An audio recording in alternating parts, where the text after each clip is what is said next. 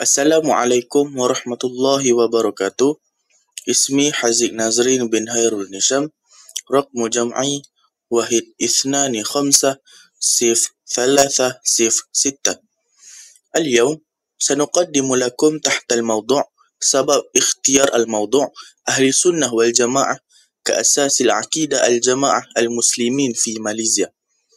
الأول، لتعزيز جانب إلا ستقرر بين المسلمين في ماليزيا في مواجهة الأفكار المتطرفة التي تشير إلى الليبرالية ثم البلورية ثم وغير ذلك. هذا يمكن أن يمنع المسلمين في ماليزيا من الانحراف والتأثر بسهولة بهذه الآراء السيئة.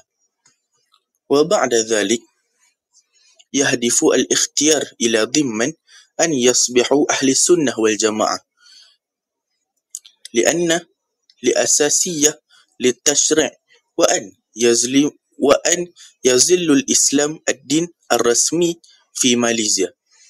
هذا يضمن أن جميع المبادئ المتعلقة بالدين الإسلام ترجع إلى أهل السنة والجماعة. وأخيرا كمراجعة وهداية في الحياة الإنسان، لأن القرآن والسنة التي تتوافق مع العقيدة الإسلامية ثم يتبعون أهل السنة والجماعة.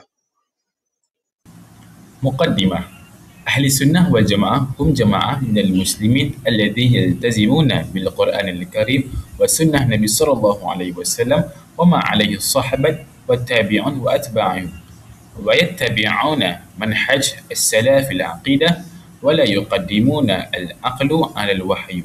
وفي ماليزيا تشكل المذهب الإسلامية أساس العقيدة والتقاليد الدينية التي تشكل المعتقدات الرسمية. تعد عقيدة أهل السنة والجماعة العقيدة الرسمية في ماليزيا، إذ تم اعتمادها من قبل المؤسسات والسلطات الدينية الإسلامية لتكون أساس التوجيه الفكري والديني في البلاد، وضمنا للاستقرار المنهج الإسلامي الصحيح. وقد ساهم اعتماد هذه العقيدة في توحيد المرجعية الدينية للمسلمين في ماليزيا، وربط المجتمع بأصول الإسلامية الراسخة التي تقوم على الكتاب والسنة.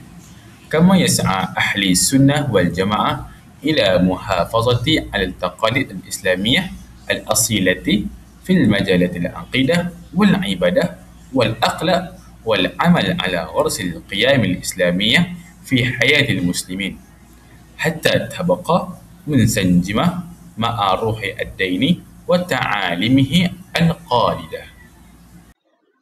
التحدية الفكرية المعاصرة.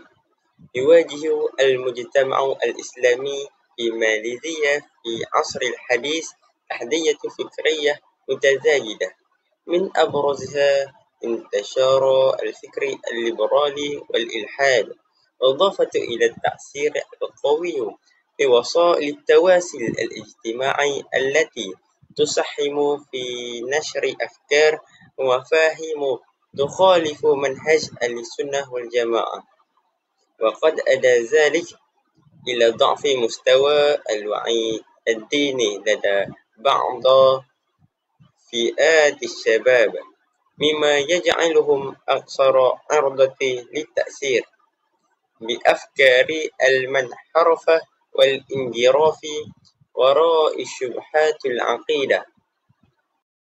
وثانيا، الاختراف العقدي والآثاره على المجتمع، كما ظهر في مجتمع بعد جماعة والإفراد الذي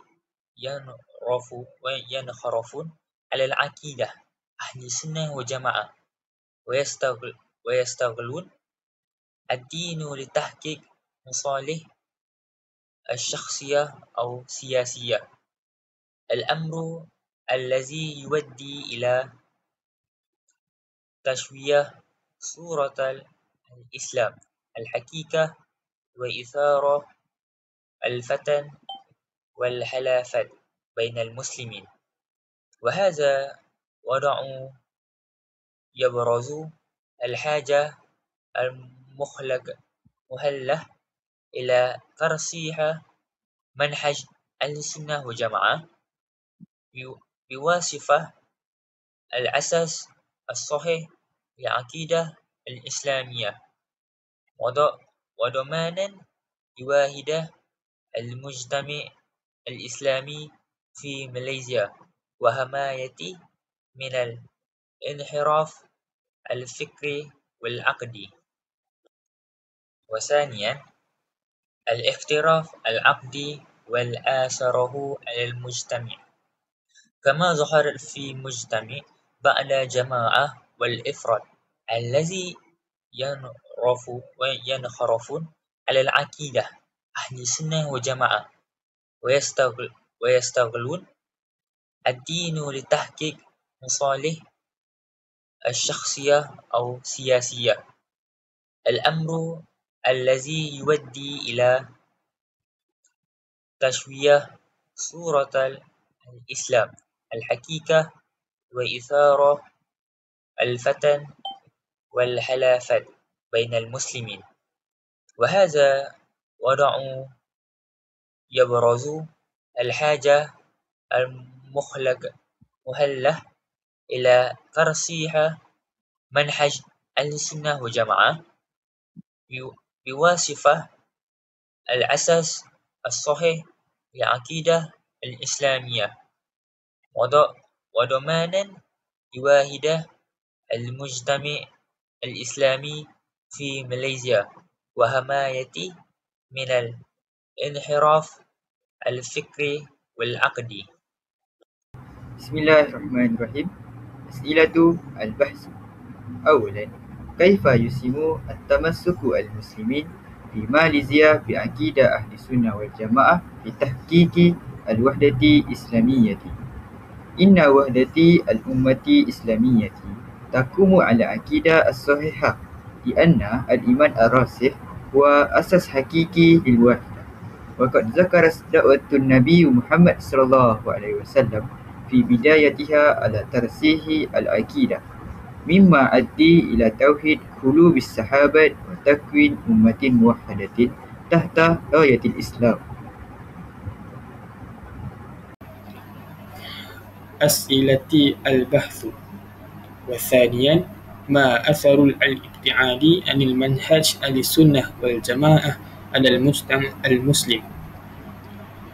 يؤدي الابتعاد عن المنهج أهل السنة والجماعة إلى الانقسام المجتمع الإسلامي، حيث ينقسم المسلمون إلى طوائف وأفكار مختلفة، مما يؤدي إلى نزاعة ويضعف قوة الأمة. كما يسبب ذلك اضطرابا في العقيدة، لأن الناس يصبحون عرضة للبدء والفكر المتطرف، مما يؤثر على العبادة وأخلاق. ونتيجة لذلك تتراجع وحدة وتماسك المجتمع الإسلامي، وتضعف رابطة الأخوة، وتتأثر صورة الإسلام سلبا. أهداف البحث. إليك أهداف البحث عن أهل السنة والجماعة في ماليزيا. بيان مفهوم عقيدة أهل السنة والجماعة في السياق الماليزي وكيفية تطبيقها في حياة المسلمين. توضيح دور المؤسسات الدينية والتعليمية في ماليزيا في رسيخ عقيدة أهل السنة والجماعة بين أفراد المجتمع. الدراسة أثر تمسك المسلمين في ماليزيا بعقيدة أهل السنة والجماعة في تحقيق وحدة وأساس السياسية والاجتماعية. تحليل التحديات التي تواجه عقيدة أهل السنة والجماعة في ماليزيا، مثل الفكر التماثلي والتيارات المتطرفة. ثم الانحراف عن منهج أهل السنة والجماعة يؤدي إلى الفرقة والصراع بين المسلمين، بينما يؤكد هذا المنهج على الوحدة وتضمن. ثم الجهل بمنهج أهل السنة والجماعة يسبب اضطرابا في العقيدة وخلطا في المفاهيم، خاصة في المسائل صفات الله تعالى، مما يوقع في الخلاف مع المدارس الأخرى. ثم عدم الالتزام بمنهج أهل السنة والجماعة يؤدي إلى تفسيرات غير دقيقة ومتطرفة للإسلام بسبب الغلو وسوء الفهم. المحتوى يذكر هذا البحث على توضيح المفهوم أهل السنة والجماعة وبيان الأساس عقيدتهم مع شرح دورهم كالأساس الرئيسي لعقيدة المسلمين في ماليزيا. كما يتعاون البحث التعريف بأهل السنة والجماعة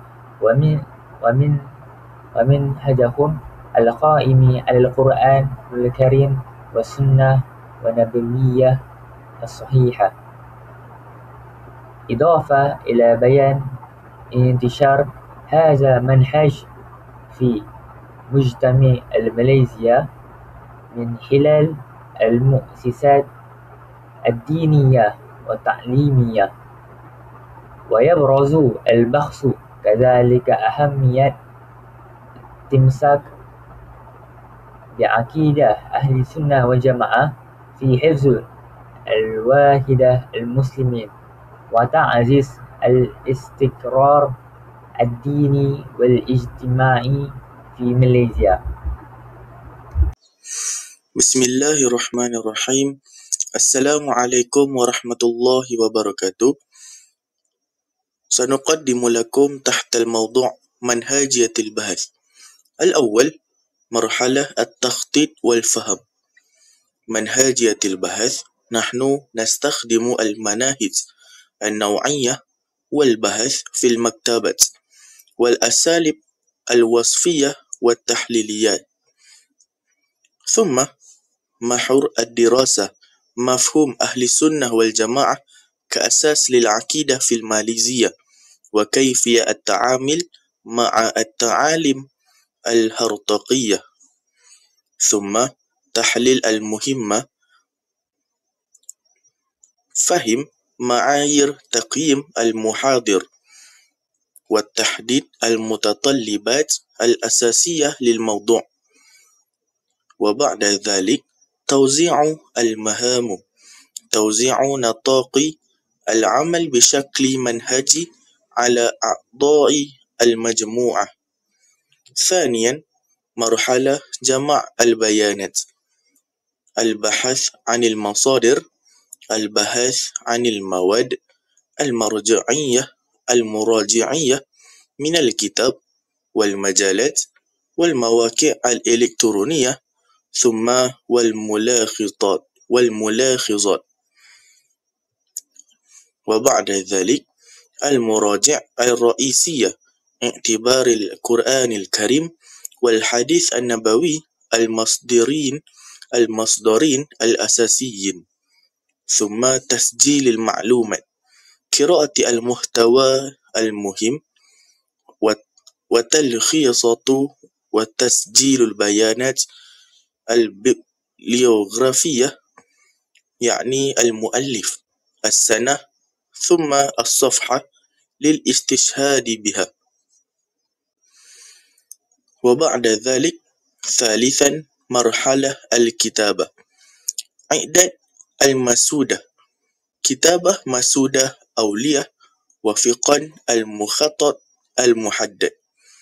ثم التحرير الذاتي، يكتب كل عضو المحتوى بأسلوبه اللغوي الخاص بناء على المادة المقروءة.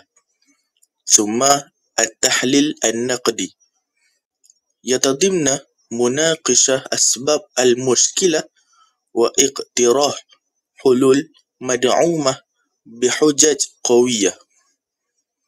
ثم رابعا وأخيرا مرحلة المراجعة والتسليم. التحرير، التحقق من الإملاء والقواعد، يعني بناية الجملة وصحة المعلومات. ثم تنسيق المحتوى، يعني ضمن أن يكون المحتوى أنيقا ومنظما ومتوافقا مع التنسيق المحدد. وأخيرا التسليم، تسليم الواجبات إلى المحاضر في الوقت المحدد وفي المكان الصحيح. شكرا جزيلا. أسباب مشكلة.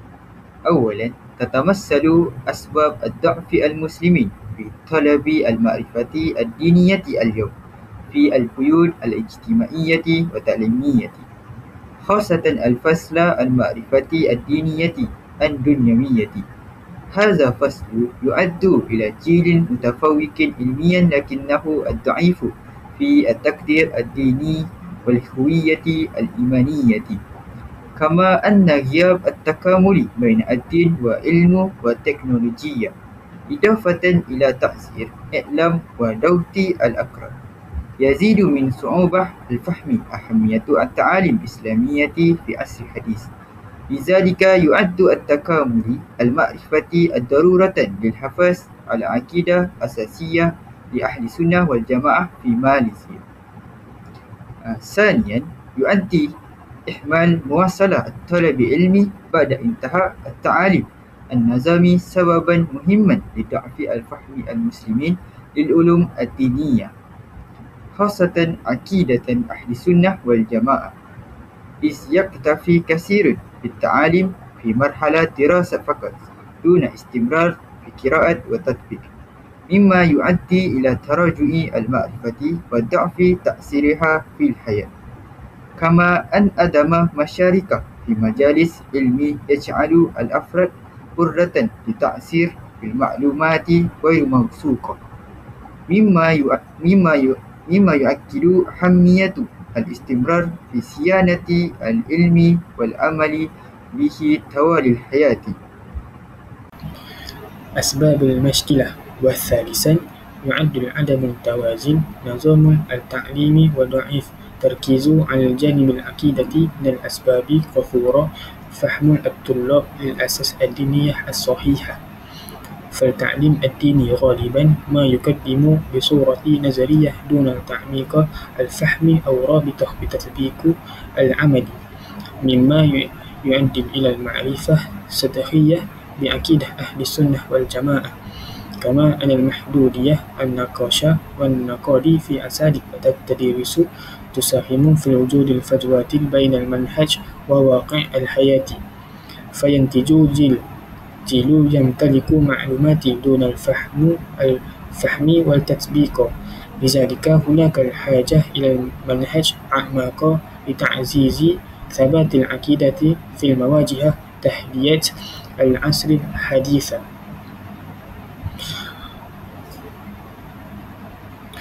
ورابعا، يؤدي نقص الفهم العميق أهل السنة والجماعة إلى التأثر بعض الأفراد بأفكار المنحرفة أو استخدام الدين لتحقيق المصالح الدنيوية، ويحدث ذلك زعم وجود المؤسسات التعليمية الدينية، لأن ارتفاع المستوى المعرفة لا يعني بالضرورة رسوخ الفهم والتطبيق.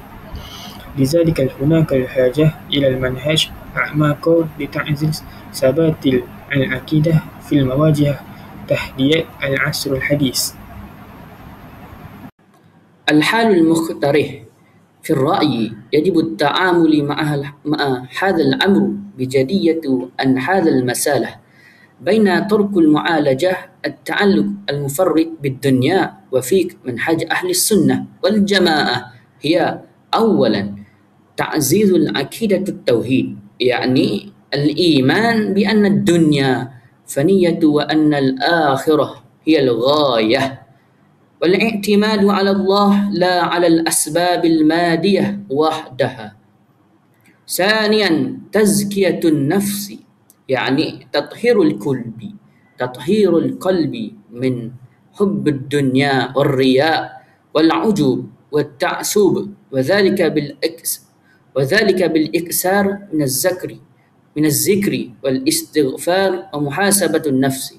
ثالثا اتباع منهج الوسطية، يعني الاعتدال، هي رفض الغلو أو التفريط، وتنظيم شؤون الحياة والمال دون جعلهما الهدف الأساسي.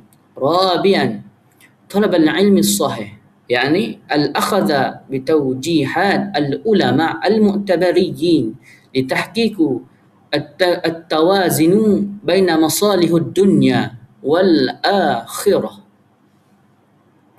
أولا يجب تعزيز تربية العقيدة بصورة شاملة ومستمرة، وجعلها محورا أساسيا في النظام التعليمي ولا سيما في مؤسسات التعليم العالي. ثانيا ينبغي تعزيز لنكامل القيم الروحية والأخلاقية الإسلامية في المنافع الدراسي والاجتهاد المجاهدة. ثالثا دور الأسرة والمعلمين والمنهج مهورا في غرس المنهج في التعامل مع الدنيا. رابعا ينبغي إيلاء عناية خاصة بدراسة وسائل التواصل الاجتماعي والثقافة الشيعية.